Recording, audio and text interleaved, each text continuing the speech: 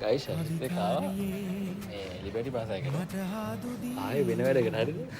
දැන් ඉන්දියා වලට මම හොයනවා දැන් ආයේ වෙන වැඩකට මම හොයන්නේ හිතවත් එක්ක විතර පුතුම කෙල්ල තමයි ආයේ මොකටද මෙතෙන්ද කොහොමද ඒ වැඩේ හරි කීයක් කරන්නේ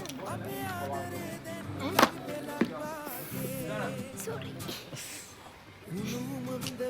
යාර හොයන්න ආවේ නැත්තම් තව පැයක් විතර පරක් හරි හරි කොට කියන ඉක්මනට